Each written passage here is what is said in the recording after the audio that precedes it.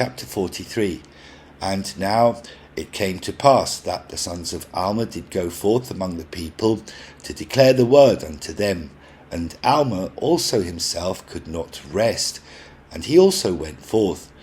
Now we shall say no more concerning their preaching, except that they preached the word and the truth according to the spirit of prophecy and revelation, and they preached after the holy order of God by which they were called. And now I return to an account of the wars between the Nephites and the Lamanites in the 18th year of the reign of the judges. For behold, it came to pass that the Zoramites became Lamanites. Therefore, in the commencement of the 18th year, the people of the Nephites saw that the Lamanites were coming upon them. Therefore they made preparations for war. Yea, they gathered together their armies in the land of Jershon. And it came to pass that the Lamanites came with their thousands, and they came into the land of Antionum, which is the land of the Zoramites. And a man by the name of Zarahemnah was their leader. And now, as the Amalekites were of a more wicked and murderous disposition than the Lamanites were in and of themselves, therefore Zarahemnah appointed chief captains over the Lamanites, and they were all Amalekites and Zoramites. Now this he did that he might preserve their hatred towards the Nephites, that he might bring them into subjection to the accomplishment of his designs. For behold, his designs were to stir up the Lamanites to anger against the Nephites. This he did that he might usurp great power over them, and also that he might gain power over the Nephites by bringing them into bondage. And now the design of the Nephites was to support their lands, and their houses, and their wives, and their children, that they might preserve them from the hands of their enemies, and also that they might preserve their rights and their privileges, yea, and also their liberty, that they might worship God according to their desires. For they knew that if they should fall into the hands of the Lamanites, that whosoever should worship God in spirit and in truth, the true and living God, the Lamanites would destroy. Yea, and they also knew the extreme hatred of the Lamanites towards their brethren, who were the people of Anti-Nephi-Lehi, who were called the people of Ammon, and they would not take up arms. Yea, they had entered into a covenant, and they would not break it. Therefore, if they should fall into the hands of the Lamanites, they would be destroyed. And the Nephites would not suffer that they be destroyed. Therefore they gave them lands for their inheritance. And the people of Ammon did give unto the Nephites a large portion of their substance to support their armies. And thus the Nephites were compelled alone to withstand against the Lamanites, who were a compound of Laman and Lemuel, and the sons of Ishmael, and all those who had dissented from the Nephites, who were Amalekites and Zoramites, and the descendants of the priests of Noah.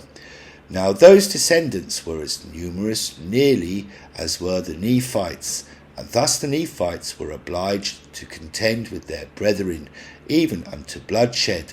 And it came to pass, as the armies of the Lamanites had gathered together in the land of Antionum, behold, the armies of the Nephites were prepared to meet them in the land of Jershon. Now the leader of the Nephites, or the man who had been appointed to be the chief captain over the Nephites, now the chief captain took the command of all the armies of the Nephites, and his name was Moroni.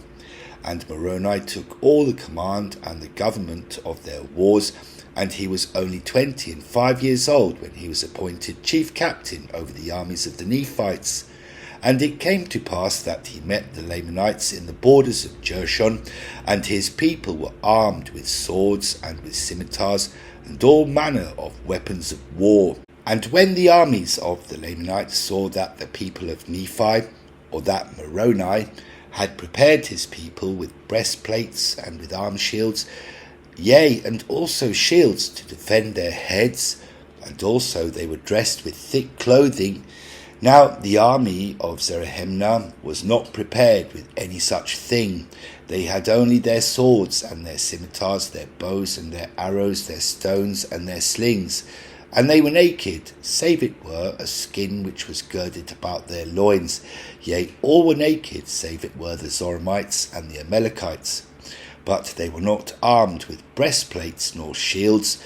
Therefore they were exceedingly afraid of the armies of the Nephites, because of their armour, notwithstanding their number being so much greater than the Nephites. Behold, now it came to pass that they durst not come against the Nephites in the borders of Jershon. Therefore they departed out of the land of Antionum into the wilderness, and took their journey round about in the wilderness away by the head of the river Sidon, that they might come into the land of Manti, and take possession of the land. For they did not suppose that the armies of Moroni would know whither they had gone. But it came to pass, as soon as they had departed into the wilderness, Moroni sent spies into the wilderness to watch their camp. And Moroni, also knowing of the prophecies of Alma, sent certain men unto him, desiring him that he should inquire of the Lord whither the armies of the Nephites should go to defend themselves against the Lamanites. And it came to pass that the word of the Lord came unto Alma, and Alma informed the messengers of Moroni that the armies of the Lamanites were marching round about in the wilderness, that they might come over into the land of Manti, that they might commence an attack upon the weaker part of the people. And those messengers went and delivered the message unto Moroni. Now Moroni, leaving a part of his army in the land of Jershon, lest by any means a part of the Lamanites should come into that land and take possession of the city, took the remaining part of his army and marched over into the land of Manti, and he caused that all the people in that quarter of the land should gather themselves together to battle against the Lamanites, to defend their lands and their country, their rights and their liberties. Therefore they were prepared against the time of the coming of the Lamanites. And it came to pass that Moroni caused that his army should be secreted in the valley which was near the bank of the river Sidon, which was on the west of the river Sidon in the wilderness. And Moroni placed spies round about, that he might know when the camp of the Lamanites should come. And now, as Moroni knew the intention of the Lamanites, that it was their intention to destroy their brethren, or to subject them and bring them into bondage, that they might establish a kingdom unto themselves over all the land, and he also knowing that it was the only desire of the Nephites to preserve their lands and their liberty and their church, therefore he thought it no sin that he should defend them by stratagem. Therefore he found by his spies which course the Lamanites were to take. Therefore he divided his army and brought a part over into the valley, and concealed them on the east and on the south of the hill of Riplah. And the remainder he concealed in the west valley, on the west of the river Sidon, and so down into the borders of the land Manti. And thus having placed his army according to his desire, he was prepared to meet them. And it came to pass that the Lamanites came up on the north of the hill, where a part of the army of Moroni was concealed. And as the Lamanites had passed the hill Riplah, and came into the valley, and began to cross the river Sidon, the army which was concealed on the south of the hill, which was led by a man whose name was Lehi, and he led his army forth and encircled the Lamanites about on the east in their rear. And it came to pass that the Lamanites, when they saw the Nephites coming up upon them in their rear, turned them about and began to contend with the army of Lehi. And the work of death commenced on both sides. But it was more dreadful on the part of the Lamanites, for their nakedness was exposed to the heavy blows of the Nephites with their swords and their scimitars, which brought death almost at every stroke.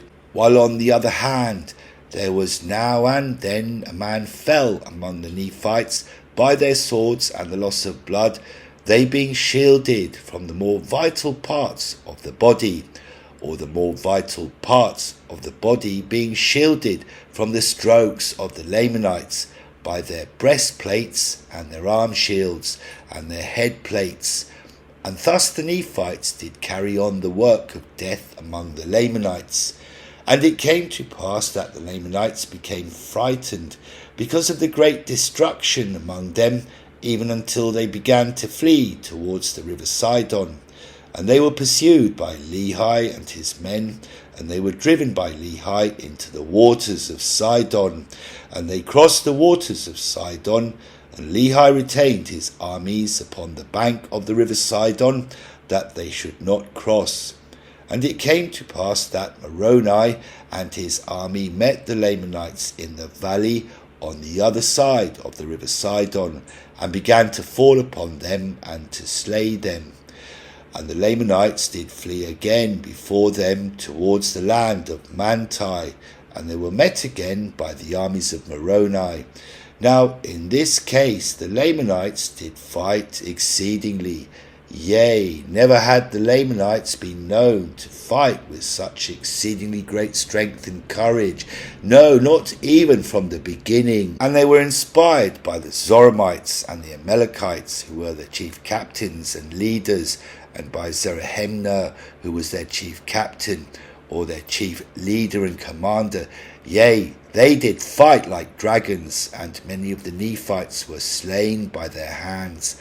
Yea, for they did smite in two many of their head plates, and they did pierce many of their breastplates, and they did smite off many of their arms.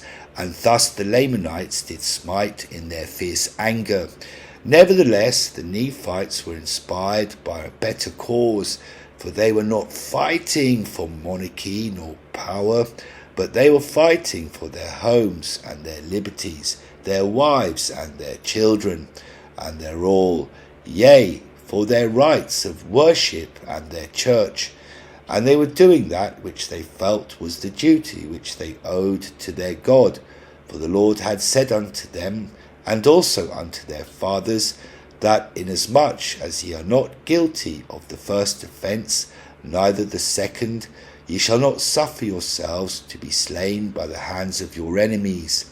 And again, the Lord has said, Ye shall defend your families even unto bloodshed. Therefore, for this cause were the Nephites contending with the Lamanites, to defend themselves and their families and their lands, their country and their rights and their religion. And it came to pass that when the men of Moroni saw the fierceness and the anger of the Lamanites, they were about to shrink and flee from them.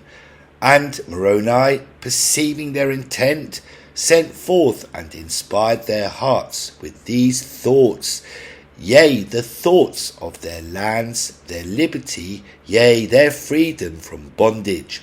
And it came to pass that they turned upon the Lamanites, and they cried with one voice unto the Lord their God for their liberty and their freedom from bondage. And they began to stand against the Lamanites with power, and in that selfsame hour they cried unto the Lord for their freedom. The Lamanites began to flee before them, and they fled even to the waters of Sidon. Now the Lamanites were more numerous, yea, by more than double the number of the Nephites. Nevertheless, they were driven insomuch that they were gathered together in one body in the valley upon the bank by the river Sidon. Therefore the armies of Moroni encircled them about, yea, even on both sides of the river.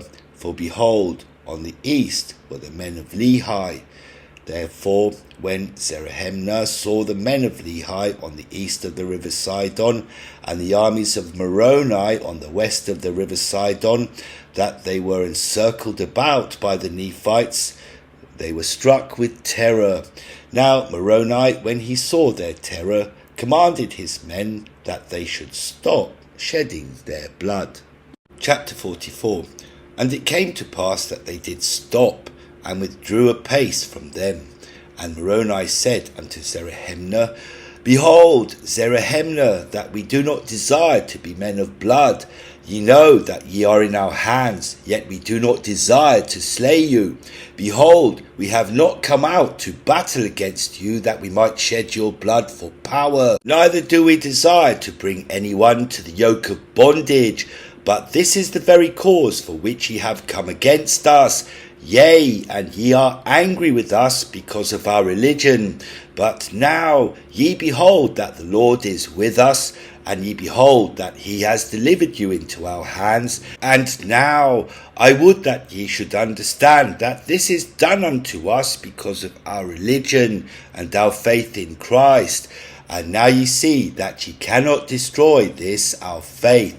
Now ye see that this is the true faith of God. Yea, ye see that God will support and keep and preserve us, so long as we are faithful unto him and unto our faith and our religion. And never will the Lord suffer that we shall be destroyed, except we should fall into transgression and deny our faith.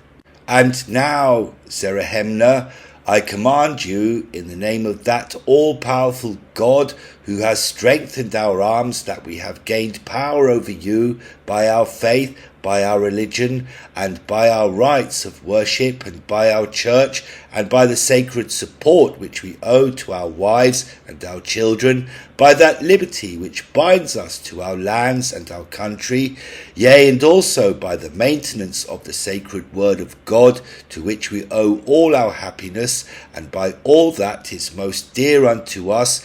Yea, and this is not all. I command you by all the desires which ye have for life, that ye deliver up your weapons of war unto us, and we will seek not your blood, but we will spare your lives, if ye will go your way, and come not again to war against us. And now, if ye do not do this, behold, you are in our hands, and I will command my men that they shall fall upon you, and inflict the wounds of death in your bodies, that ye may become extinct.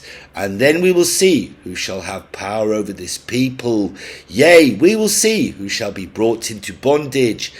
And now it came to pass that when Zarahemnah had heard these sayings, he came forth and delivered up his sword and his scimitar and his bow into the hands of Moroni, and said unto him, Behold, here are our weapons of war, we will deliver them up unto you, but we will not suffer ourselves to take an oath unto you, which we know that we shall break, and also our children, but take our weapons of war, and suffer that we may depart into the wilderness. Otherwise we will retain our swords, and we will perish or conquer. Behold, we are not of your faith. We do not believe that it is God that has delivered us into your hands, but we believe that it is your cunning that has preserved you from our swords. Behold, it is your breastplates and your shields that have preserved you. And now, when Zarahemnah had made an end of speaking these words, Moroni returned the sword and the weapons of war which he had received unto Zarahemnah, saying, Behold, we will end the conflict.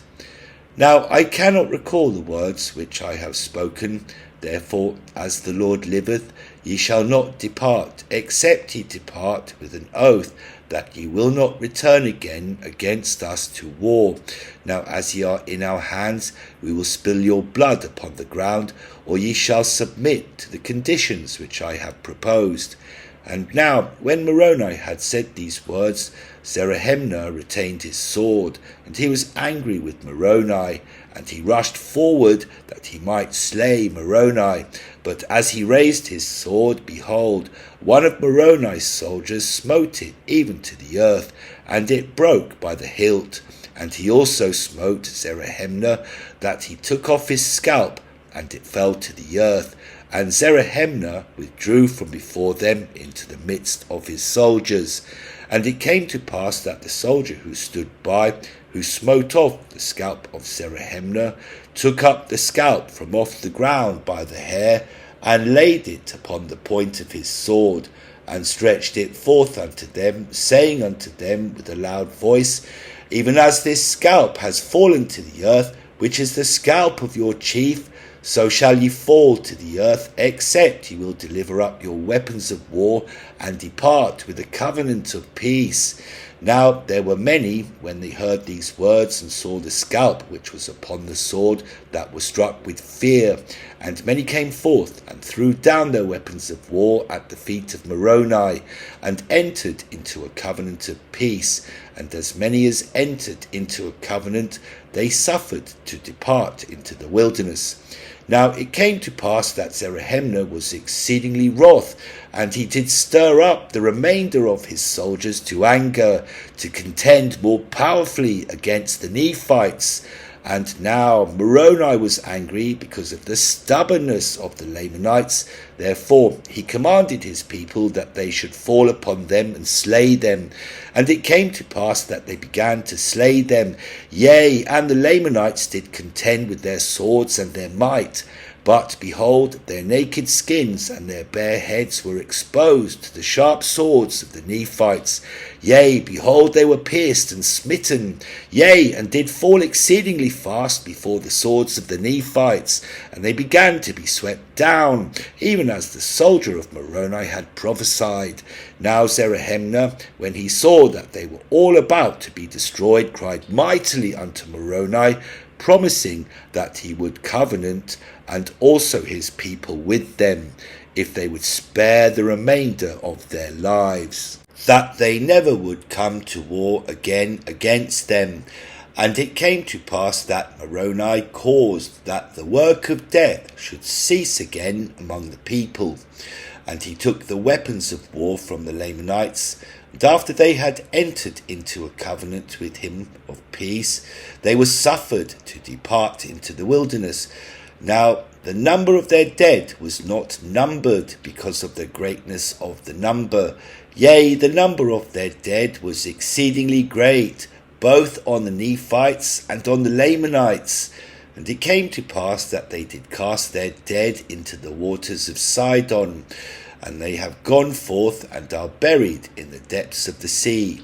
And the armies of the Nephites, or of Moroni, returned and came to their houses and their lands. And thus ended the 18th year of the reign of the judges over the people of Nephi, and thus ended the record of Alma, which was written upon the plates of Nephi. Chapter 45. Behold, now it came to pass that the people of Nephi were exceedingly rejoiced, because the Lord had again delivered them out of the hands of their enemies.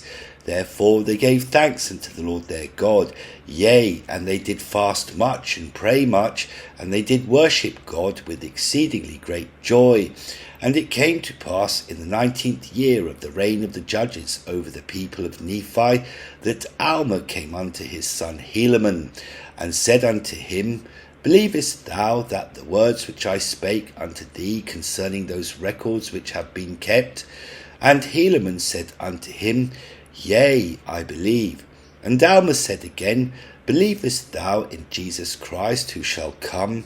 And he said, Yea, I believe all the words which thou hast spoken. And Alma said unto him again, Will ye keep my commandments? And he said, Yea, I will keep thy commandments with all my heart.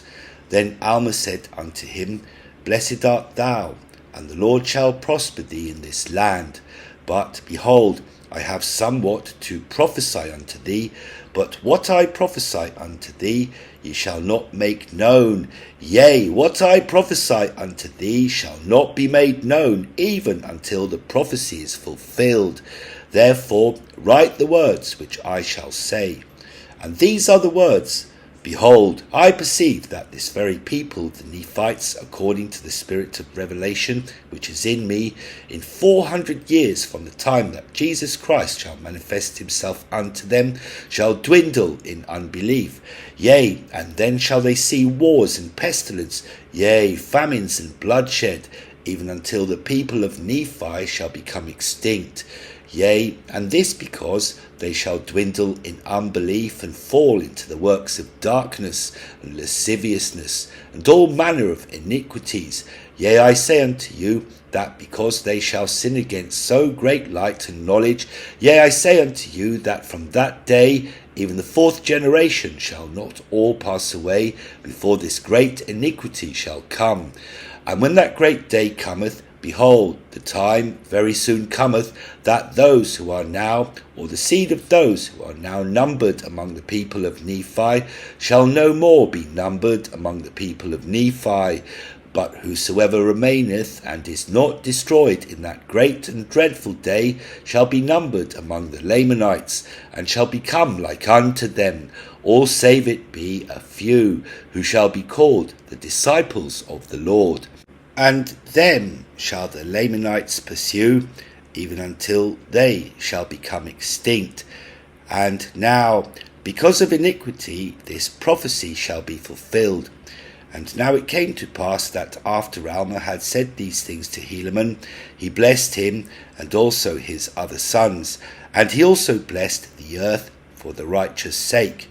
And he said, Thus saith the Lord God, Cursed shall be the land, yea, this land, unto every nation, kindred, tongue, and people, unto destruction, which do wickedly when they are fully ripe. And as I have said, so shall it be. For this is the cursing and the blessing of God upon the land. For the Lord cannot look upon sin with the least degree of allowance. And now, when Alma had said these words, he blessed the church, yea, all those who should stand fast in the faith from that time henceforth. And when Alma had done this, he departed out of the land of Zarahemla, as if to go into the land of Melech. And it came to pass that he was never heard of more. As to his death or burial we know not of. Behold, this we know, that he was a righteous man, and the saying went abroad in the church, that he was taken up by the Spirit, or buried by the hand of the Lord, even as Moses. But behold, the Scriptures saith the Lord took Moses unto himself. And we suppose that he has also received Alma in the Spirit unto himself. Therefore, for this cause we know nothing concerning his death and burial. And now it came to pass in the commencement of the 19th year of the reign of the judges over the people of Nephi, that Helaman went forth among the people to declare the word unto them. For behold, because of their wars with the Lamanites and the many little dissensions and disturbances which had been among the people, it became expedient that the word of God should be declared among them. Yea, and that a regulation should be made throughout the church. Therefore Helaman and his brethren went forth to establish the church again in all the land, yea, in every city throughout all the land, which was possessed by the people of Nephi. And it came to pass that they did appoint priests and teachers throughout all the land, over all the churches. And now it came to pass that after Helaman and his brethren had appointed priests and teachers over the churches, that there arose a dissension among them, and they would not give heed to the words of Helaman and his brethren. But they grew proud, being lifted up in their hearts because of their exceedingly great riches. Therefore they grew rich in their own eyes, and would not give heed to their words to walk uprightly before God.